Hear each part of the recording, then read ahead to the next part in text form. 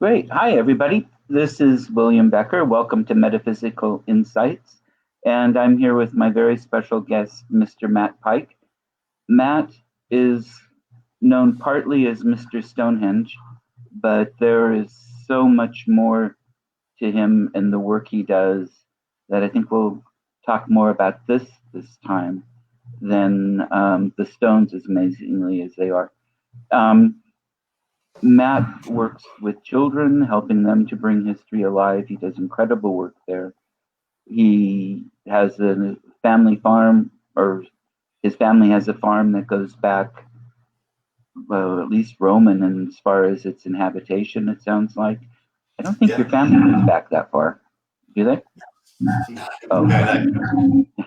I was hoping. And he works with a variety of English heritage sites. Excuse me as I stumble over my words. And just an amazingly wonderful, nice human being as well. So, and he didn't pay me. So, it's great. We've met first on a Ghost Club tour and then connected for some other great times in Salisbury with Frog and Ruby and other wonderful people. And great. Welcome, Matt. Thanks, William. That's really kind of you. It's great to be here. It's great. We've had some good times, haven't we? We met at that Ghost convention maybe 3 years ago now. I think it's about 3. Yeah, 3 years ago, and that was a lot of fun. It was. Got to meet some lovely people as well as yourself, and we hit it off, didn't we? We've had quite a lot. We've had some interesting times. Yeah, we have. I planned that trip just around making sure I could get to that convention. It was something I'm very fortunate and glad I did. We've only got an hour. There's always so much to talk about. I'd like to start maybe kind of at the beginning a little bit. How you got so involved with the history, but also I've seen you at work. I know you connect to the metaphysical side of things. I know that you have a connection that is more than intellectual with these places. It's exciting to see it, and it's part of how you promote them or describe them, how you work with people, take joy in the places. And how did that happen? Well, that's, again, really kind of you to say. I think I'm the kindest way I've been described when I was introduced once by a friend of mine, and he described me as a social historian and an empathic historian, which I think is a really nice thing to say. But I don't think that I don't know. I don't know how sensitive I am to anything really, but I do have an ability to put myself in the situation of the person who was there in the past, I think. And that's been a real key for me as a historian, because I thought, okay, so this is, for example, when we were, myself and Frog and Ruby were looking into Victorian jails, and we found out an area we were researching was a Victorian jail. I was quite able to, I felt that I could kept myself in the mindset of what it was like to be out of money. I don't know how to look after my kids. Right, you go to jail, you go to the poorhouse, that sort of thing. So that's very kind. But to go back to the beginning, not to get sidetracked too early, my farm was my farm. It's not my farm really. Our farm, the farm. It's a family farm. That's ultimately I'm Matt Pike, and it's been the Pike's farm for about 4 generations, give or take, because they sort of rented it a little bit before World War One. Okay. And my great granddad worked very hard and cleared land and formed a small holding, so to speak, which after World War One, and he was quite badly gassed in World War One. I mean, he came back from World War One. That's a miracle in itself. They started to have enough money to buy the farm, and it grew and it grew, and it was quite literally. It's very rarely found in England in the modern era. But my great granddad employed his sons, and his sons were employed as well, as their sons were employed as well. So when I was growing up, I had my 3 granddads were all running a farm together with all of their sons working on a farm, which was kind of Fantastic. bizarre. Yeah, it was great. I mean, my family they're almost all Baptists, so I think they might have something to do with it. This sort of like family connection, all working together. We were a lot, and my granddad would drive us to Sunday school, and it was a very tight group. And I had my my grandmother living next door, my cousin living 3 doors down. And when I say 3 doors down, we're talking about half a mile between each house and farmland. So I was very, very, very, very lucky, but also very isolated. So Right. well, not starved of attention, not at all. But my Uncle Andrew was exciting, and Uncle Andrew had a metal detector. Uncle Andrew would turn up with this in the 80s. I was born in 1977. In the 80s, there was lots of boxes that beeped with Casio written on it or whatever it was, and it was, I don't know. And this was incredible because it would make an awful noise whenever you got anywhere near metals. And he would spend endless hours up and down the fields. And I'm pretty sure my granddad lent me a metal detector, but I'm not sure how good it was. And I would follow behind. And that's how it starts. It's this, why am I going up and down this field? What might we find? Andrew, and I've very recently, I've actually contacted Andrew and got much closer to him and found out a lot more about these finds. But Andrew discovered in 1987, he discovered a fairly hefty stack in a field, which I'm not going to tell you where it is, of gold coins, of gold Roman coins. And I think there was about 12 in 1987 that he found, and they were. What was brilliant about them was, apart from the fact they were beautiful, and I can send you a link showing they're in the British Museum now, but they were all sort of semi-fused together, and even though gold is pure, back then gold wasn't quite as pure as it is now. So there was a little bit of corrosion on there, but when cleaned up, oh my gosh, so amazing. You did send that link, and I did send it. Yeah, they're stunning. Yeah, they're very, very special coins. And as it turns out, my Uncle Andrew came to, and I think it was a chap called John. They came to an agreement, and they got a payoff. We have a thing called treasure trove over here. If you find something, the finder gets some money, the landowner gets some money, and the government gets some money. Of course, the government gets some money. Always gets some money somewhere. So they would declare treasure trove. You get the chance to buy, so that they can maintain. You got it. Yeah. But because this is 1987, it was a bit more creaky in England back then. Since 1999, we've had something called the PAS, which is called the Portable Antiquity Scheme, and that is literally, that's the dream. So you find something 50-50, it's all taken care of. And they are the experts. Still to this day, if you find anything that's interesting in England, you take it to the PAS, and they go, "Oh, that's rubbish," or "That's amazing." So so that really lit the fire, and the farm itself had a bit of some woodland, which I would dig around in. And I was forever pulling out Marmite jars and shipman's paste and all these sort of things, and I was collecting these. So that's kind of what lit it. And in 1989, my Uncle Andrew again, he found another fairly large stack of Roman coins in a very close spot to this. And since then, I didn't realise, because I haven't really spoken to him much, but he's now sent me the details. There's been a bronze brooch and many, many Saxon coins. Now, I mean, again, I could send you a link. Some very, very beautiful Saxon coins. Yeah, I just saw those. I think first dozen gold coins. Yeah, there's quite a lot of Saxon as well. And a really macabre thing is, quite literally, the day my father passed away 3 years ago, we had sort of our equivalent of CSI coming out to check out a skull that my father had unearthed with his plough while ploughing the very same field. And this is what I was talking to my mother about this evening.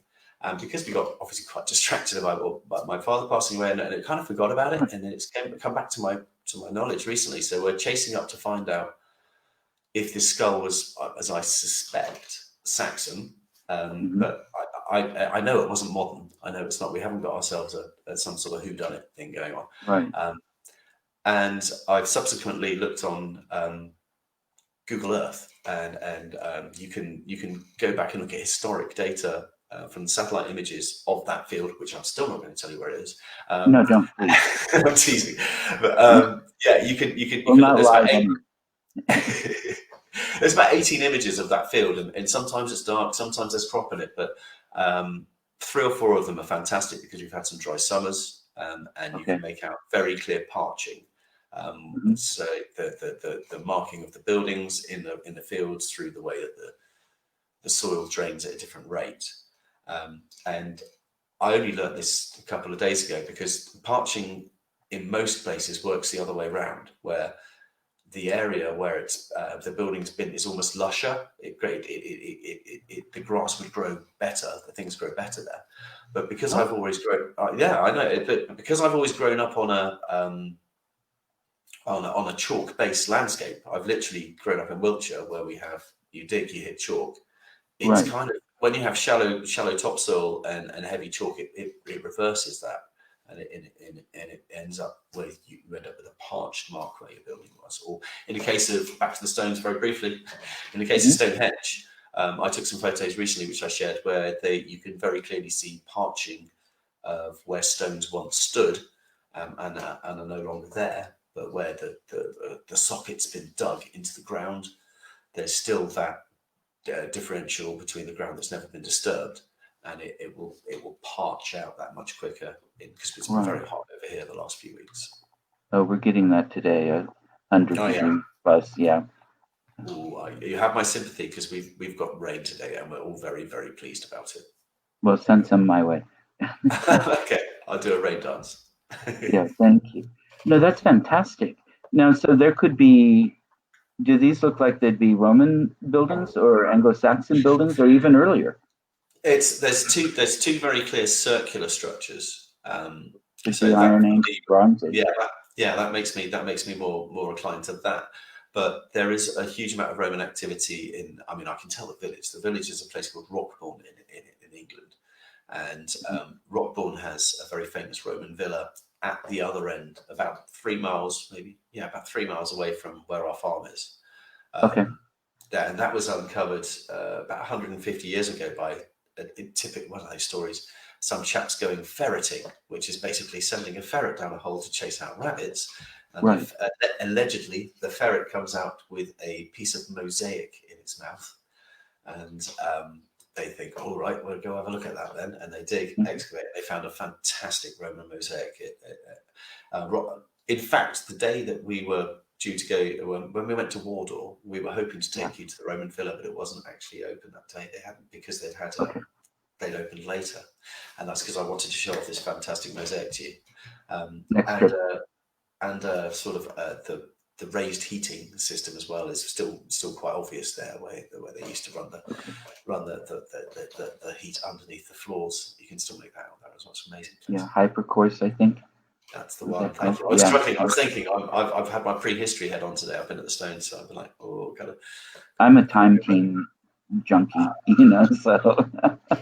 Well, Salisbury's blessed with Time Team Gold, because the man in the hat himself.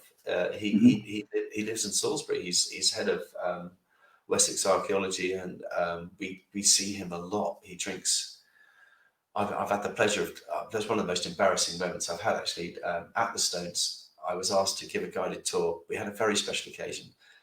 We had a group of professors, half a time team, all these and the top of EH interpretation came down from London. She's a lovely lady, Susan Greeny.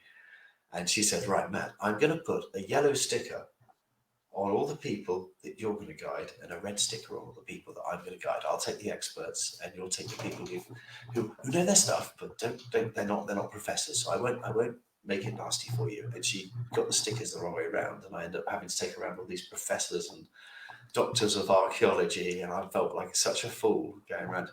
This is Stonehenge over here, and you can see 30 stones. And I'm like, oh, you've written a dissertation on this. You've written book after book after you. What am I even doing talking to you? It's a very embarrassing moment. But Susan did apologise afterwards. She made up for it. Okay, good. How did your group react? That I kind of went down really well with, apart from with one person who was in charge of Salisbury. I think he still is. He's a nice chap. He's in charge of Salisbury Museum, because I made a rather flippant remark about John Aubrey being a bit of a gossip merchant, and I think he was a really big fan of John Aubrey. But John Aubrey, I've probably mentioned to you before. He's one of my favourite historians. He's a 17th century historian whose life Right, you have mentioned him. Yeah, he's an amazing guy, and his life spans the death of Charles I, the Civil War, the installation of Charles II, and various bouts of plague and all sorts of stuff. And he writes it all down. And he's a gossip. He is a gossip. Oh, yes. And he writes down lots of things about people that they don't want to be remembered. He makes there's a chap called John Sewell, who I hope I'm not being too vulgar, but he says he got more by his prick than his promise. And he writes this down, and he got a lot of stick for this. But he said it.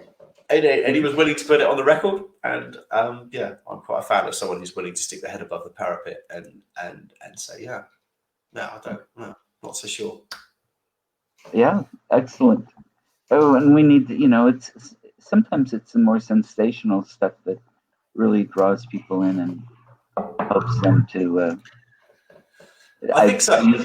I used to do ghost tours in Oregon City with a friend of mine who has a company here, and you don't have paranormal without history, and it's a fantastic way to teach history. Yeah. And he started this in large part as a way to get his high school students involved and to like history. And so, and everything we talk about is historically accurate. I mean, we don't make anything up. The stories are real, and it works. Yeah. You actually get people walking into the museum occasionally then. No, exactly. I'm certainly I like the journey. I like the journey of finding out people's stories, because we've all got a story. Everyone's got a story, and some of us, our stories won't be recorded. Some people, sadly, will just never really tell anyone. But everyone has a story. Every place has a story, and someone like you, I know, William. I've been very lucky to work around you, but you can feel the echoes of these stories. And I know that. I can see that. As skeptical as sausage as I was many years ago, I can see that. I can see that more now. And that's how I feel. That's how I feel about it. Maybe people are more resonant to these echoes. They can feel these echoes of the past. I like to think I'm a bit of a detective of the past, and I try and squirrel in and try and sort the fact from fiction. That's one of my favourite quotes. Facts from fiction. Because there's a fantastic, it's next to me now, there's a fantastic book by Sir William Culp called Ancient Wiltshire, which Wiltshire's the county I live in, where Stonehenge is, and where the farm I grew up is. And the very first page of the book says, "I wish to speak from facts, not fiction." So and sometimes these facts are very blurry. Sometimes these lines are much more, and life isn't as binary as we like to think. Perhaps death isn't as binary as we like to think. And I have definitely become much more open to that idea through my workings and my understandings. And it would be, I think, a failure of a human being not to be curious, surely. I mean, what is it all about? Come on, we're here. And it's just the most bizarre set of circumstances. My 7-year-old son is a true inspiration in many ways to me, but at the moment it's all about the universe. It's all about, because he can understand, he's got basic understanding of maths now. That makes sense. English alphabet, that makes sense now. I get that. And he's looking for the logic and everything that's around him with a furious curiosity, which I think is sadly, maybe some people lose, maybe we forget, maybe we get caught up in a lot of people do. And I think a lot of people spend so much time, little ones, even his age, in front of electronics, that it takes a lot of that away too. And it's exciting to me when young people are excited about the questions and wanting to dig and look at how it works and what it means and all the rest of it. That's great. Yeah, I guess I think I grew up. Sorry, I grew up like I said earlier, in a Baptist family. So I was always expected to believe in something that wasn't necessarily quantifiable. Do you know what I mean? Right. So I guess, and I questioned that quite a lot with my logical brain. I can remember getting in an awful row with my parents about the fact that because I used to have to go to church. I would go to church twice on a Sunday, in the morning and the evening, and quite often there'd be Sunday school in the afternoon. Well, not always in the afternoon, but there would be. It was a very religious thing early days of my childhood, and I of course I embraced it. My granddad would drive the Sunday school bus, but as I got a bit older, I think everyone. I don't know, maybe not everyone, but I started rebelling against it a bit. I started thinking, I'm missing Blackadder. I want to watch Blackadder. I can remember being 10, 11 years old and thinking, this Blackadder's really good. And I'm not sure I don't want to. And so I've always questioned it quite a lot, but I've sadly sometimes offended some members of my family because of it. But I think my family are very well open about that. I'm very lucky. They, I wasn't cast out for going, but I want to believe, I really do want to believe, wouldn't it? It would be a lot better than the reality that sometimes we face, I think. Oh, I understand. And I'm a very skeptical person too. In that way, I believe what I believe because of direct experience. I've seen apparitions enough time with no other explanation that, okay, there's something there. And what I've picked up in the readings I've done and all the rest of it have resonated too accurately too many times for it to be just my imagination. But I'm always cautious anyway. I'm always skeptical. I'm always looking for something. Is there can I confirm this? If I can't prove it. I can't say it's accurate. And go ahead. I'm sorry. No, don't. No. I'm drawn to that moment. I know I've spoken about this before on David's show, but I'm drawn to that moment, and I'd love. I think that night when we were in the Haunch of Venison, because there were so many people who were that way attuned, if that's the right way to put it. I feel like that was it, because nothing like that. I have done many, many, many ghost tours, William. Mm-hmm. Many ghost tours, and I hand on my heart, there was no tricks, whistles, or anything there. But No. when Ruby was talking, and all of the group were in the room, and we were having that lovely talk, and the windows burst open. I cannot explain that. I cannot understand. And I was looking there. There was nobody close enough to it to have made that happen. Nobody had a hand close. Nobody was leaning close. And it wasn't even a stormy night. Yeah, and that shook me because in the time zone team, my role is Captain Skeptic. That's kind of my role, but not. I'm certainly much softer than I have been over the last few years. But that night really rocked me. I've been in some places which are purported to be haunted to high heaven, and I've had my hand chopped off in the Haunch of Venison. I think I've had my hand chopped off at least 11 times in the Haunch event by Frog and Ruby. I've done all sorts of wonderful Halloween bits and pieces, but that sent a chill down my back of my neck, and I still think about it now. It just did it then. And there's a couple of other things. I think, did you tell Ruby to step away from the fire? Was it you? I did. You did? I did. And that did it to me as well. And I was like, yeah. oh. Because I could just see those skirts going up in flames. Yeah. And that's why I asked her if there was history of that happening to somebody. But well, that's something we talked about on the tour the previous year quite heavily, and so it really hit home. We'd researched that subject, and I think the year before we met. We were doing a tour called Sordid Salisbury, and it was all about, as you can imagine, all about the more sordid side of things in Salisbury. So we were taking people round. Oh, well, we were talking about. I think my subject was sex in the Middle Ages, is one of the subjects I talked about, which was very rare, by the way, William. It wasn't allowed very often at all, I have to say. I think we worked it out. It was only 63 days a year that a married couple were legally allowed to have sex, according to. Really? Yeah, it was really, really insane because it was just no holy days. I've never heard about that. I don't understand.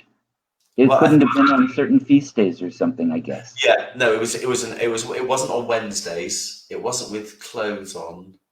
No, well, you weren't allowed to. Yeah, that's it. You had to have clothes on. It wasn't on Wednesdays. There was a huge amount of rules about it, but it was kind of almost like a medieval form of contraception, because birth control in a sense, they're right? trying to birth control. So yeah, they're trying to stop people just constantly having babies back then.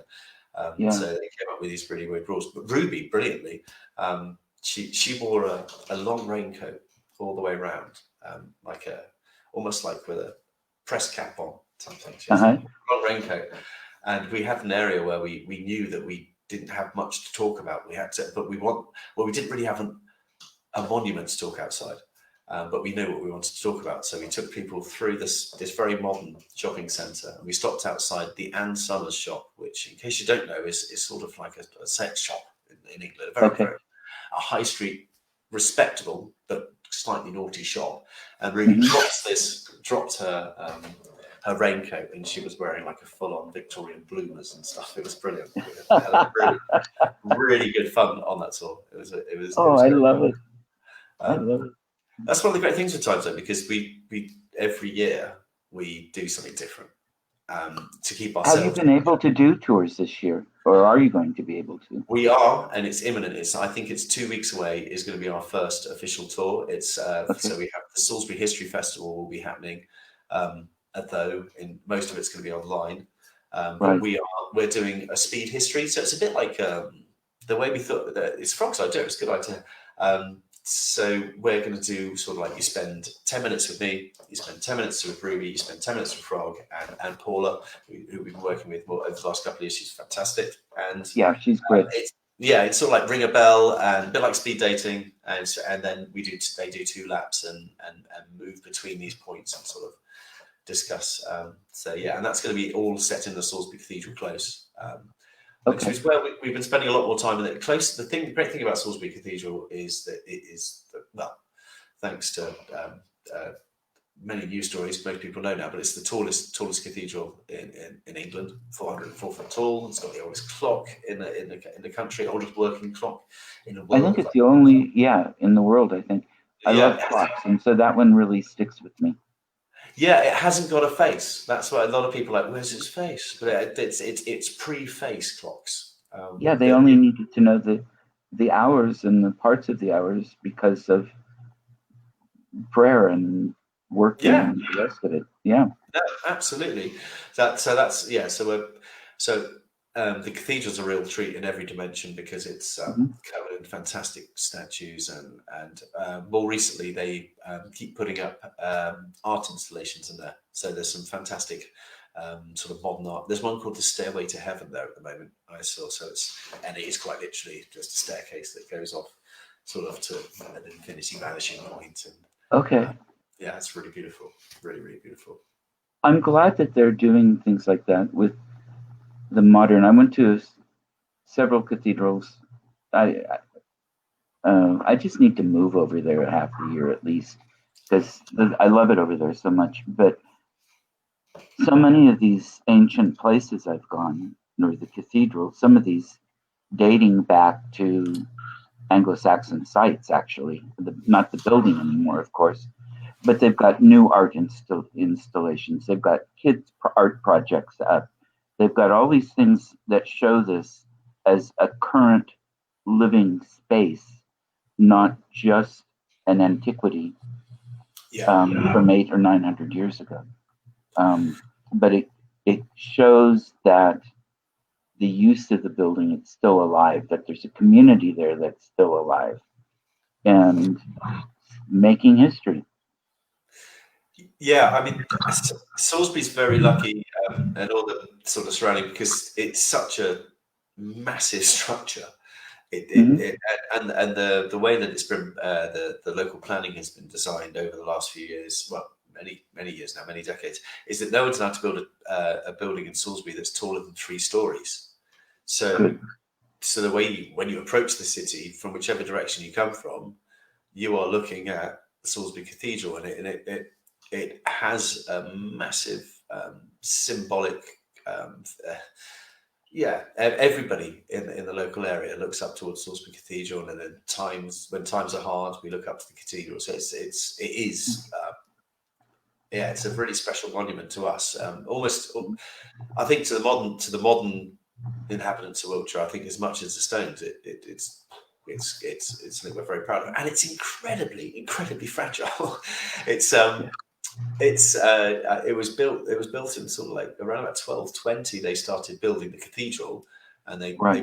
they bolted on the spire a few of about 120 150 years later. They start building this spire structure, but Mhm.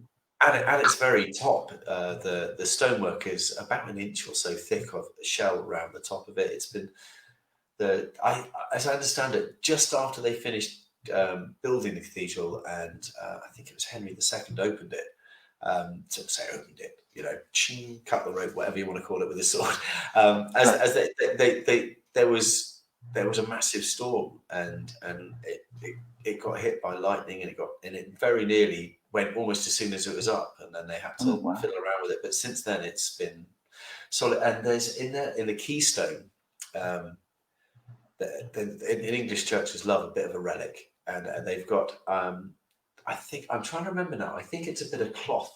It may be a bit of Mary's cloth, or a bit of, this ancient antiquity relic that is held in a box. It is. And it's just below the cross there to stop lightning hitting it, apparently.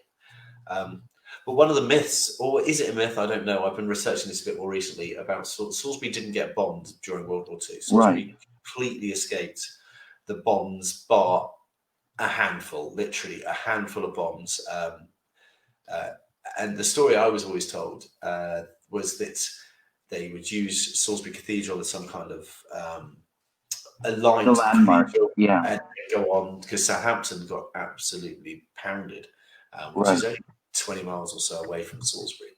Um, and I've heard all various versions of this, but I recently, a good friend of mine, a neighbour of mine, Andy, he's a pilot in the RAF, or he has been a pilot in the RAF, and I sort of said this to him, and he was like, "Boy, you'd never, from the heights they were flying, you'd never make it out as a landmark like that. It doesn't make sense to me." So he was kind of poo-pooing it a little bit, but Huh. he was saying that there may well be other reasons, but they did set up decoy villages, decoy cities, and right close to Stonehenge, it's like pointing behind me as if you can see it, in that direction, where Right. Stonehenge is. They had a huge amount of military presence around World War One and World War Two. So, Right. mate, it seems strange to me. It's always seemed strange to me that something so perfect as that, and so obvious as that, and so big as that, and just managed to completely escape the World War Two bombs. Well, especially since a lot of the purpose behind that was to, um, oh, what's the word I'm looking for? But basically, take all the will out of the people. Yeah, I just mean, destroy morale. Yeah, yeah. destroy morale, and again, like I was saying, Salisbury Cathedral is a structure that does represent a huge amount to the people. I mean, I'm not a particularly Christian fellow, but I would be absolutely devastated if I was to hear that there'd been a fire in Salisbury Cathedral. I would be, mortified.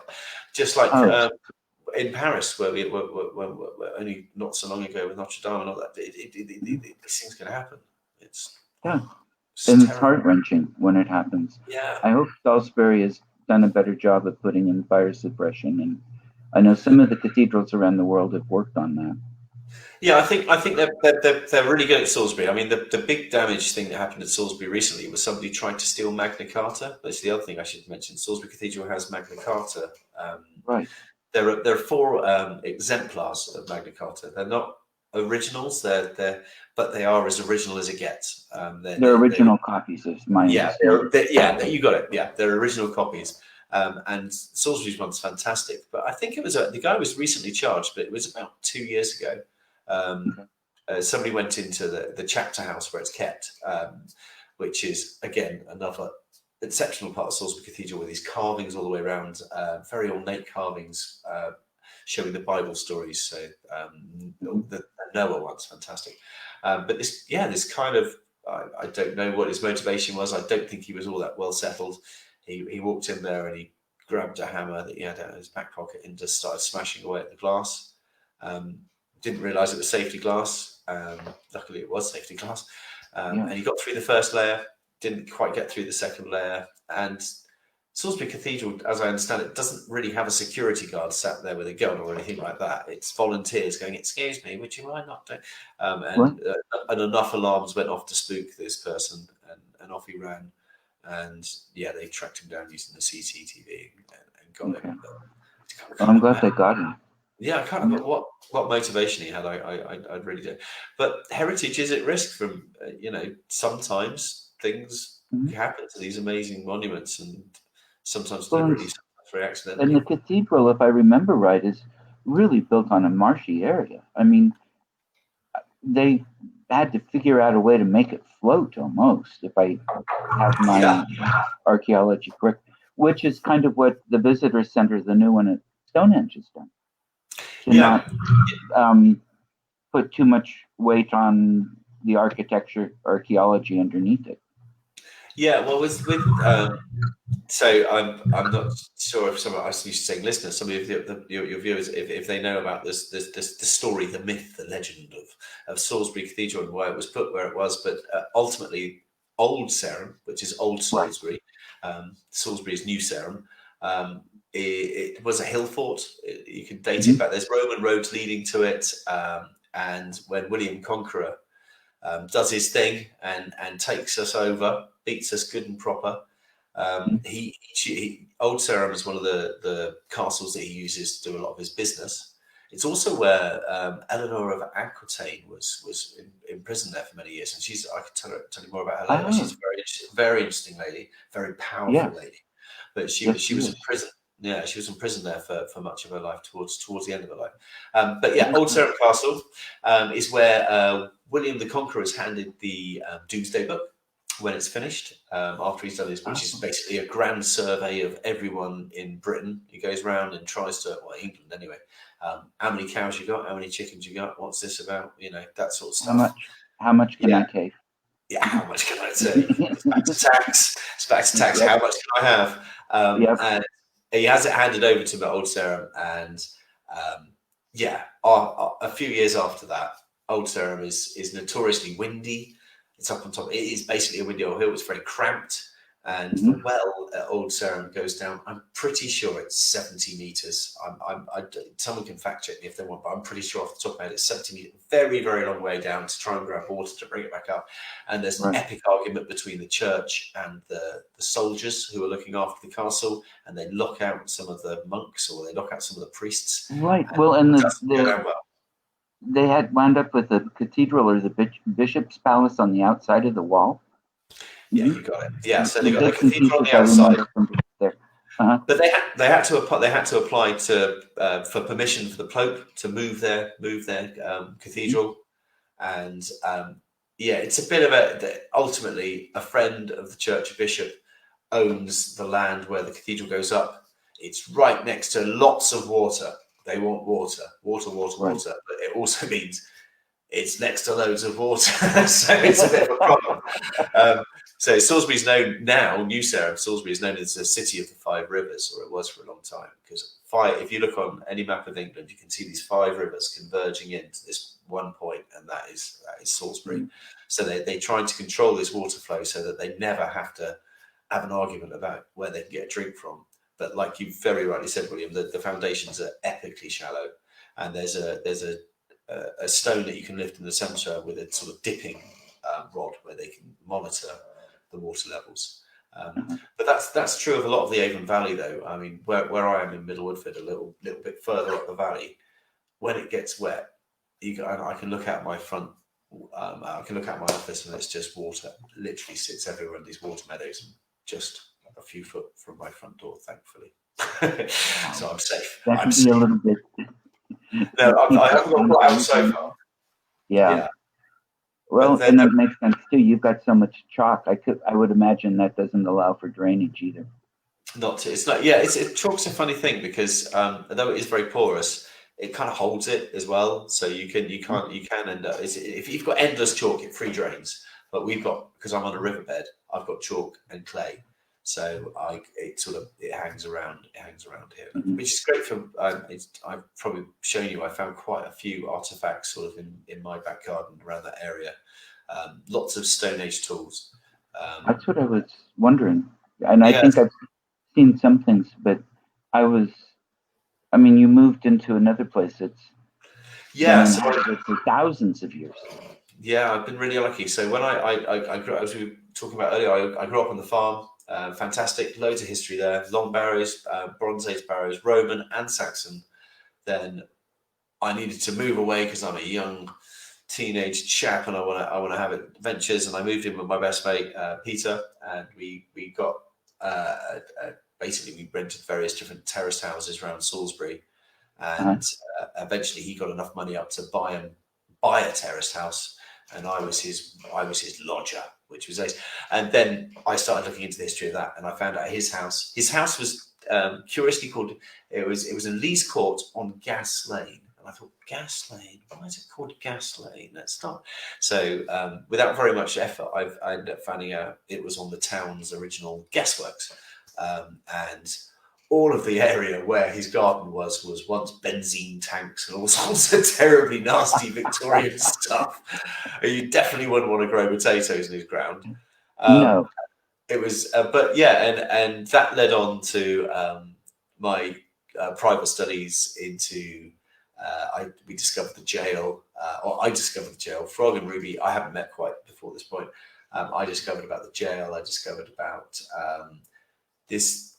They did modern town planning can be so cruel, but English town planning has been hideous at points. Hideous, because they have these ancient cities and they're trying to run cars through them, and the streets are wide enough to take a horse and cart down.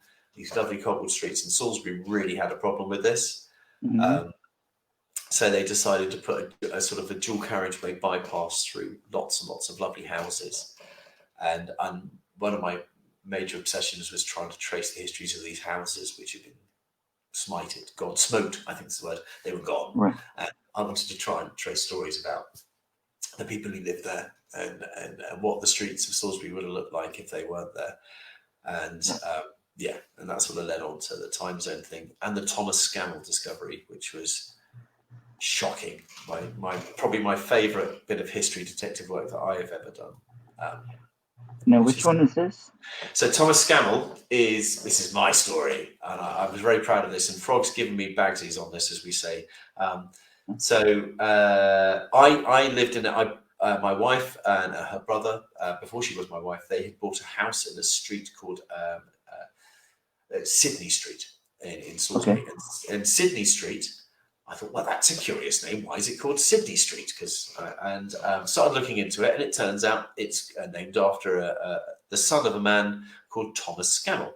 And Thomas Scammell was a grocer. He starts off as a sort of paper boy, a grocer, a bricklayer, a foreman, and then he ends up with his big shop. I found all this through the censuses. I'm like, oh, this Thomas Scammell's interesting.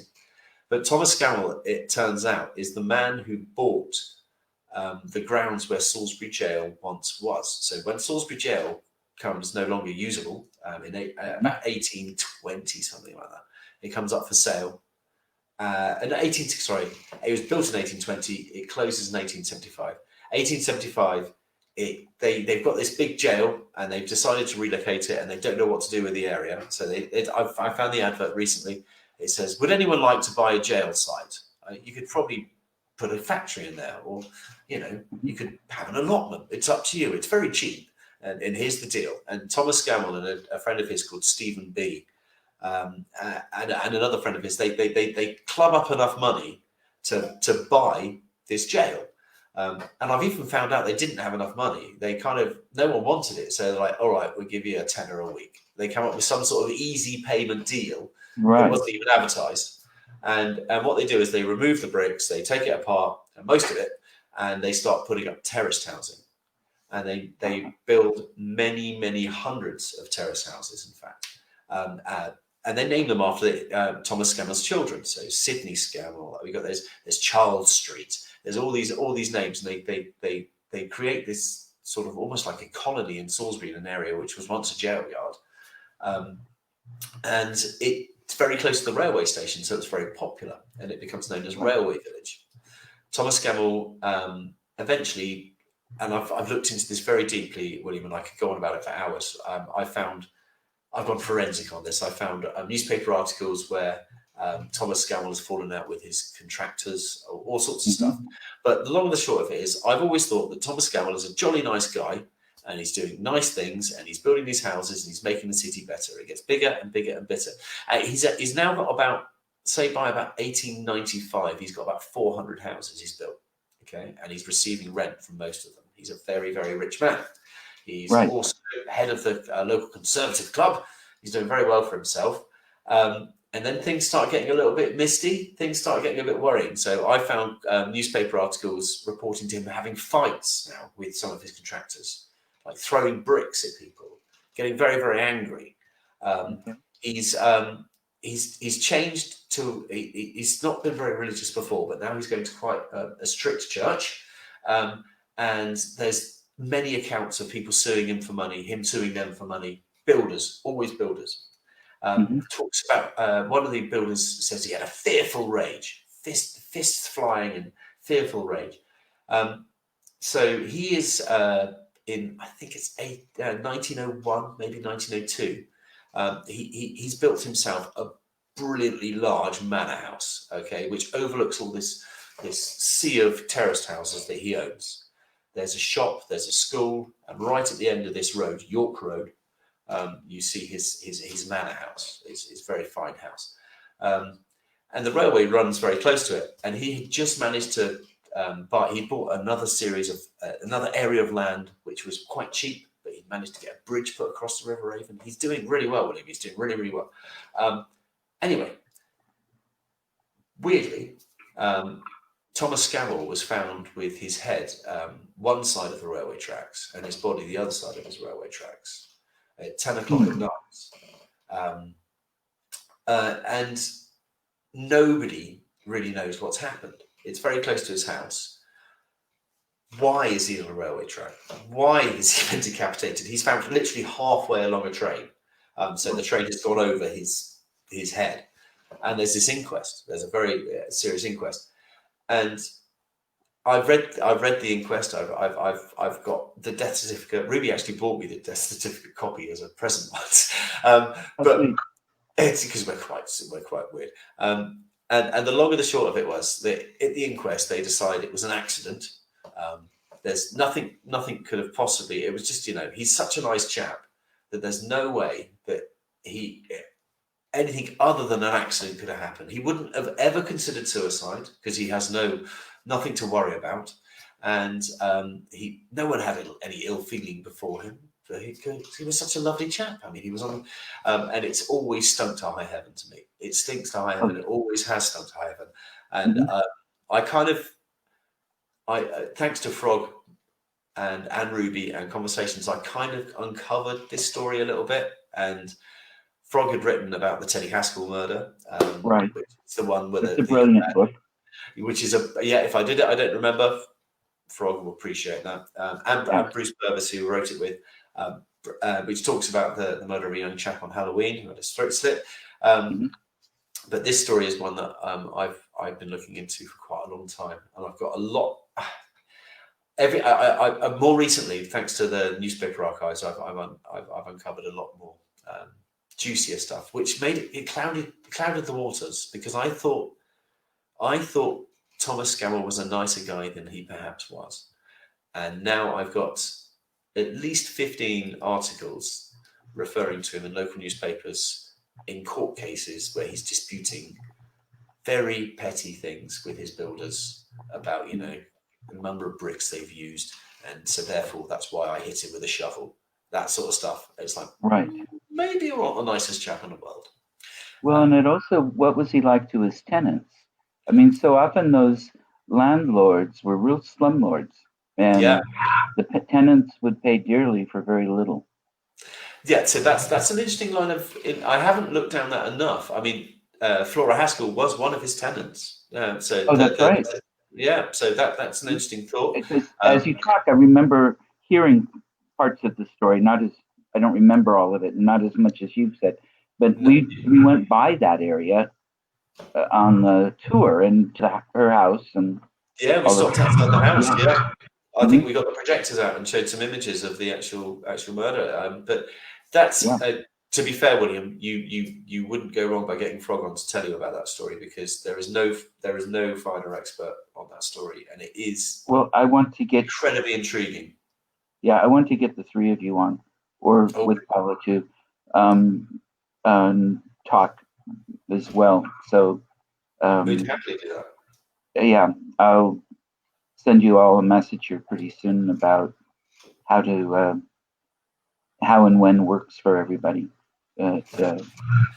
Anytime. But for me, a lot of it is just I get a chance to talk with you guys. You know, it was such a great time, and you three really made it that way, and so it's great. No, we're very lucky. It feels like fate that brought myself, Frog, and Ruby, and the lady is Paula, and in many ways yourself. To be honest, my friend, it's funny how these things work out sometimes. The guiding has allowed me to meet so many interesting people, and it spanned me as a person in epic directions. It's been I'm so full of it at the moment because I'm back at the Stones, and I've never grown used to being at Stonehenge, but being back there again, and I'm seeing it, like I feel like a newbie. I'm jumping around, going, "Hi, welcome!" I'm almost scaring visitors at the moment because I'm so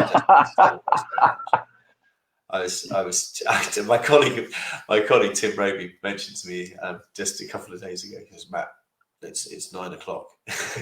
Calm down. You got to go all day." It's like, no. So yeah, it's. I think people. I think we were talking about it earlier, but yeah, people coming back to the Stones now are engaging a little bit longer, and they are.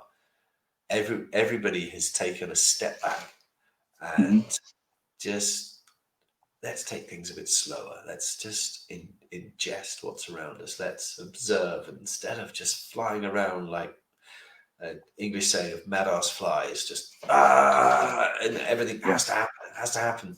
And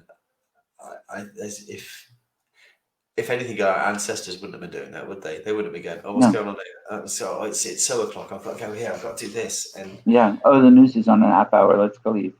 Well, one of the nice things about English heritage passes is you can, with one of those, you can go and spend as much time as you want. You're right. You don't have to do it all. And then you can leave and you can come back another time and do the same or see something else. And now with the new trails you've talked about as well, going in and getting out to some of the burial mounds. And I love that kind of a thing. It's part of what I like about the British Museum.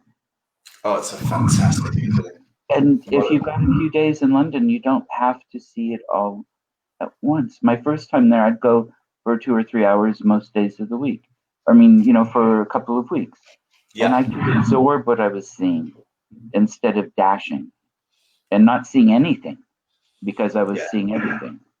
Yeah. Yeah. The thing that the British Museum is so densely populated with facts, and I mean, it's some of it's slightly controversially accrued. I'll be honest with you, William, but it is full of. So I would always recommend with someone like that.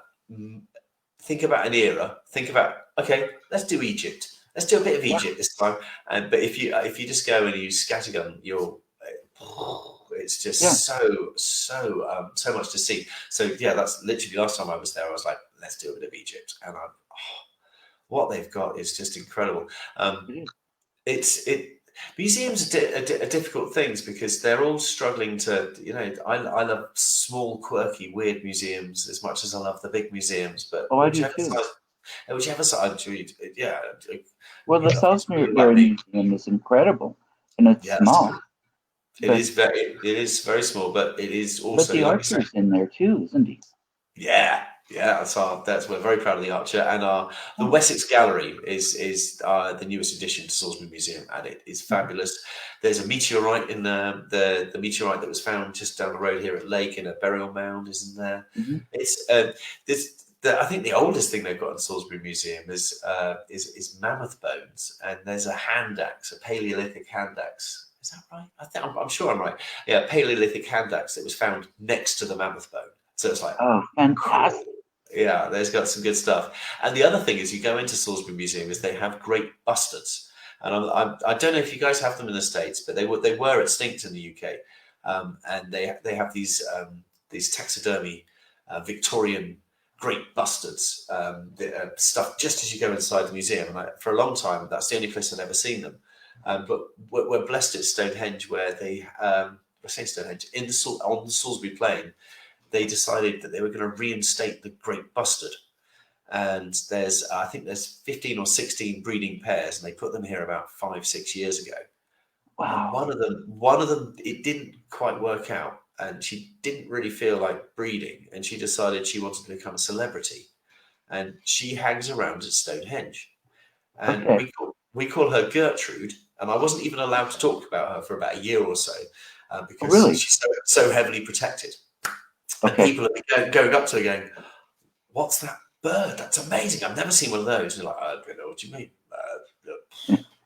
What bird? But, yeah, exactly. But now I can tell you, yeah, she's a great bustard, and she's called Gertrude, and she turns up for about 3-4 months of every year, and she turns up, and the great bustard has been successfully reintroduced back into England now. So I think they've got breeding pairs from Russia that they brought over. It's fantastic, and I don't think I've seen one. Very unlikely to. Very, very unlikely to. It's we have we call them twitchers, but we have bird watchers who, when they know that she's about, they just come on over to the stones and take as many pictures as they can. Yeah, excellent. Well, see, the stones are as valuable now as for current society, civilization, as they were back in the day, in a lot of ways. I think so. I think their relevance, the relevance sort of goes up and down in people's consciousness. But under times of national strife or international strife, when everyone's sort of looking for symbols, and there's stones are one of those. They're a national icon. They're an international icon, and people are drawn there. We've got a lot of people who are walking up there and just admiring, and and it draws people, and it's. I admit, I walked up there even when I was furloughed for several months, and I walked up there many times, just looked and thought, hoped, and it's a special place, as you well know. I can't wait to go back, but look forward to seeing you, mate. So do I. Well, England those islands have a very different prehistoric history than the continent itself does, and it's interesting what they're finding flows which way, and there seems to be increasing evidence that some Bronze Age forms, a few other things that they thought maybe started on the continent and were brought over to the islands. Some of it went the other way. That seems to have started in the islands and then gone over. And some of that could have come up from the Middle East. I mean, because of the trade routes that have been going on for such a long time. It's interesting to put it all together. I think it's like a melting pot. It draws people in. It draws ideas. It's a humanity magnet. you want, and then naturally things will be exchanged. Ideas will pass. I think that's Right. one of the keys with it. Yeah. Right. Well, I don't want to end the conversation, but it's just now in our 3 o'clock hour here, 11 o'clock your time. That's right. Yeah. I want to thank you so very much for making this such a fun and interesting and entertaining hour. And Thank you for inviting me. you'll be back. You'll be back, and I'll get the rest of Time Zone on as well. And I wanted to promote them more during this, but Frog and Ruby are amazing people as well. They write, they research, they tell the stories, they tell the history. They act it. Paula is wonderful. I just don't know her as well. And my experience with her was fantastic. But when they need to get more books out. All of you do. And I'm looking Frog's got one coming out very soon. Okay. Well, I'm looking very forward soon. for you getting a book out. Well, mine got caught up in furlough, which is really sad but true. So I have been working on a book. The book is in the publishers, and it was due to come out, and I don't know what's happening. So I'm waiting. Send me the link so I can buy it for both yours and Frog's when they come out, so I can get them. I'll send you a free one. Don't you worry. Well, thank you, and thank you everybody for watching, and we'll see you in a couple more weeks. Thanks, William. Thank you.